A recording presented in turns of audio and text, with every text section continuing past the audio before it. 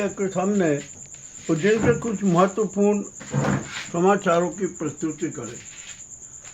हमारे उज्जैन शहर में बड़ी विचित्र स्थिति है।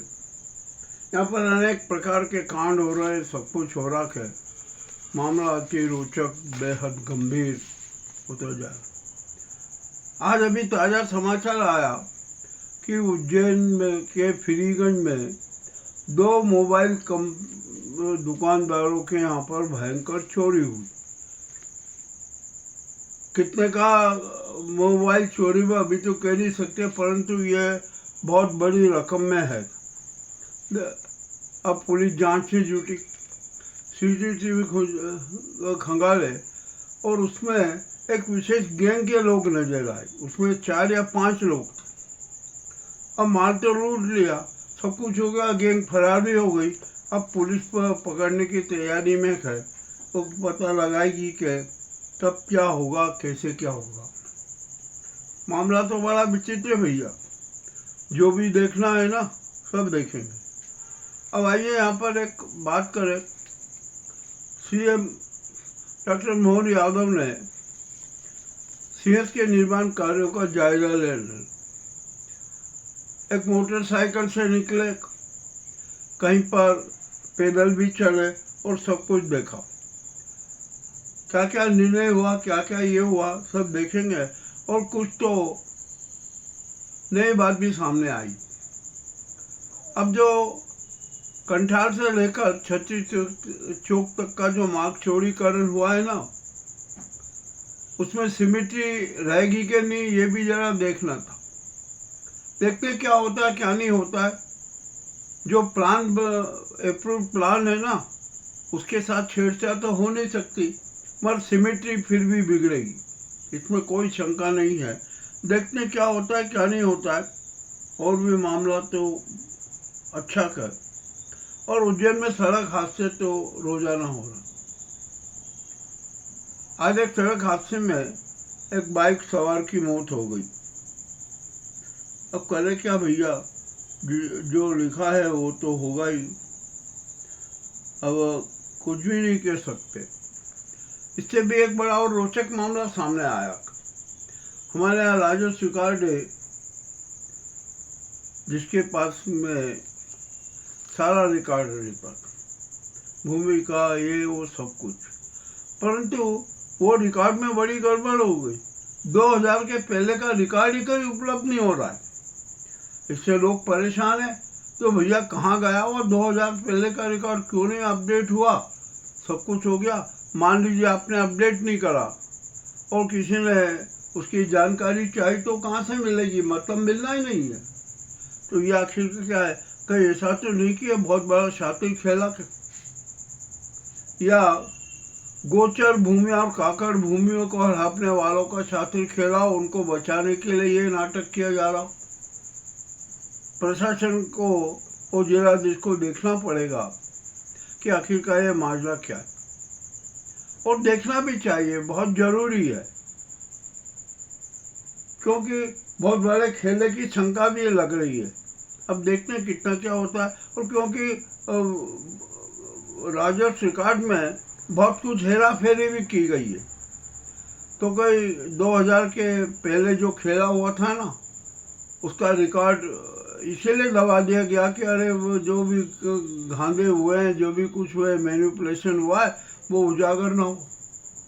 अब ठीक है, जो हो रहा है देखते हैं क्या होता है, क्या नहीं होता है। फिर भी प्रशासन को सूचना देना बहुत जरूरी है। अब देखते हैं क्या करता है प्रशासन, किस प्रकार की बातें चलती हैं। अब आइए यहाँ पर उज्जैन में अनेक प्रकार के रोचक कांड भी हो रहे हैं। सबसे बड़े रोचक कांड तो ये है कि जो आराधना स्थल है ना, भगवान के जो मंदिर हैं, उनमें संगीत चिंटू बहुत घुसे हुए थे और वे अपने सारे कर्तव्य दिखाते हैं, भगवान की व्यवस्था तक में प्रभावित करते हैं और नए नए आयाम प्रस्तुत करते हैं कि किस प्रकार अंध भक्तों को लूटा जाए, किस उनके साथ खेला किया जाए। अब ये जांच कौन करेगा? ये भी बड़ी अहम समस्या है। हमने तो यहाँ तक देखा कि जो संगी चेहरे मंदिरों में काबिज हैं, घुस गए हैं, किसी भी तरह घुस गए हैं, वे अपने घरों पर मीटिंग करते हैं, छोटी छोटी मीटिंगें करते हैं और कहते हैं भैया मोदी जी को सपोर्ट करना, मोदी जी को सपोर्ट करना है, उनके लिए प्रचार करना है। करते रहो भाई, जो भी होगा वो तो सब सामने आ जाएगा ना। सच कभी छुपता नहीं है, वो छुपाए भी नहीं छुपेगा। आज समाचार ये आया कि गंभीर डैम का जो प्लांट है ना, उसमें गड़बड़ी हो गई, तो पेयजल की समस्या खड़ी हो गई, पेयजल बाधित हुआ। अरे तो आप ये मेंटेनेंस करते हैं तो क्या करते हैं, देखते क्या आखिरकार क्या होता है? सब अपने दिमाग में दिमागी अयाशी करते हैं, रेत लाली करते हैं। तो ये मेंटेनेंस की तरफ भी ध्यान देना बहुत जरूरी है। और वो टेंशन ग्राउंड के सुधारने पर भी लाखों रुपया व्यय करना। करो भैया, जो जैसा चाहे वैसा करो, कोई दिक्कत नहीं है। अब यहाँ पर शहर में कितनी अवैध कॉलोनियाँ हैं, जरा इसका भी तो पता लगा लो। पर जो कुछ भी नहीं, कोई नहीं कर रहा। सिविल सेक्टर की भी हालत बड़ी नाजुक होती जा रही है। वहाँ पर स्थायी निर्माण है, सब कुछ है, कोई हटाने को तैयार नहीं, क्योंकि कौन नाटकबाजी करे। कर लो, जो भी है ठीक है, आपने किया नहीं किया वो ठीक है। अब यहाँ पर साधु संतों के अखाड़ों की भी जांच होना चाहिए। वहाँ पर कितने कितने प्रकार के खेला होते हैं, इसके खुफिया तंत्र को संज्ञान होना चाहिए। परंतु स्टाफ कम है, संज्ञान कहाँ से हो, किस प्रकार के कैसे कांड घटित हो जाते हैं, कुछ कह नहीं सकते। अब यहाँ पर वर्षा के खेस ने किसानों की चिंता बढ़ा दी। बारिश थम गई है ऐसा लगता है, परंतु ऐसा नहीं है। सावन में अवश्य पानी आएगा। वो तो प्रशांत महासागर के अति शक्तिशाली चक्रवात की वजह से वर्षा बारिश हुई है। कहीं कहीं बाधित है, कहीं कहीं झमाझम बारिश हो रही है। ये भी सारे काम चलेंगे, कोई दिक्कत नहीं है। अब यहाँ पर तो क्षिप्रा के मामले में भी बड़ी विचित्र स्थिति है। अरे क्षिप्रा का आप देखिए तो सही कि क्या स्वरूप है, क्या नहीं है। क्या शुद्धिकरण किया जाएगा क्षिप्रा का? शुद्धिकरण की जरूरत क्या है? क्षिप्रा सतत प्रवाहमान हो नहीं सकती।